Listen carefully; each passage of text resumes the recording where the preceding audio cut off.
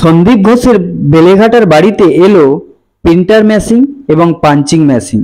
রবিবার বিকেলে এই দুটি মেশিন নিয়ে এলো সিবিআই। সন্দীপ ঘোষের বাড়িতে একটি চিঠি আসে, সেটা রিসিভ করে সিবিআই।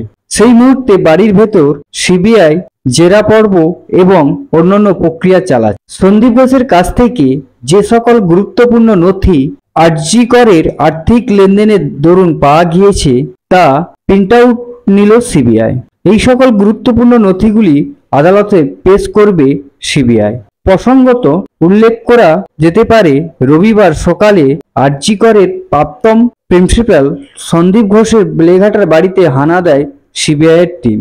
আরজি কর কাণ্ডে আর্থিক দুর্নীতির সঙ্গে জড়িত থাকা সন্দীপ ঘোষের ঘনিষ্ঠ বিপ্লব সিংয়ের বাড়িতে সিবিআই হানা দেয়। রবিবার সকালে সাকরাইলে বাসুদেবপুর হাটগাছায় মেডিকেল গুডস সাপ্লাই তারামা স্টোরেও সংস্থার মালিক বিপ্লব সিংয়ের বাড়িতেও সিবিআই হানা দেয়। প্রাথমিক তদন্তে উঠে এসেছে আর্থিক দুর্নীতির সঙ্গে সরাসরি জড়িত রয়েছে বিপ্লব সিং, তাই তার বাড়িতে সকাল বেলায় সিবিআই হানা দেয়।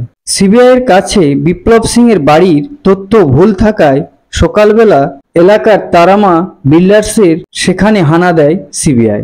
এর ফলে ওই এলাকার মানুষ আতঙ্কিত হয়ে পড়ে। অন্যদিকে রবিবার সকাল থেকে বেলেঘাটার সন্দীপ ঘোষের বাড়িতে সিবিআইয়ের তল্লাশি শুরু হয়েছে।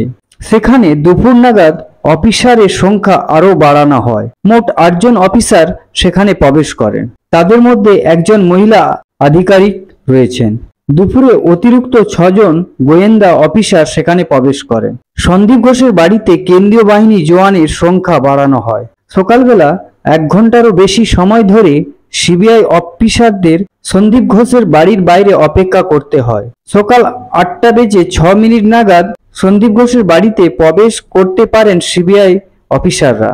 একই সঙ্গে রবিবার কেষ্টপুরে আরজি করের ফরেনসিক মেডিসিন বিভাগের কর্তা দেবাশিস সোমের বাড়িতেও কেন্দ্রীয় বাহিনী হানা দেয়। আরজি করে আর্থিক দুর্নীতির কেলেঙ্কারির বিষয়ে মোট 15 জায়গায় হানা দিয়েছে সিবিআই। দুপুরের পর সিবিআইয়ের একটি দল সন্দীপ ঘোষের বাড়ি থেকে বের হয়ে যায়, অপর আরেকটি টিম তার বাড়িতে রয়েছে। আরজি কর হাসপাতালের এই আর্থিক কেলেঙ্কারিতে সন্দীপ ঘোষ ছাড়াও আরও বেশ কয়েকজনের নাম রয়েছে। রবিবার এন্টালিতে প্রাক্তন সুপার সঞ্জয় বিষ্টের বাড়িতেও হানা দেয় সিবিআই। এদিকে দুপুরের পর আরজি কর হাসপাতালের প্রাক্তন সুপার সঞ্জয় বিষ্ট বাড়ি থেকে বের হয়ে তার নিজের গাড়িতে রওনা দেয়। তারপর গাড়ির পেছনে সিবিআইয়ের টিম অনুসরণ করতে শুরু করে। युगल यहीं से बना लो, इधर से ही। अरे आ जाओ, लाइव है युगल। अमिता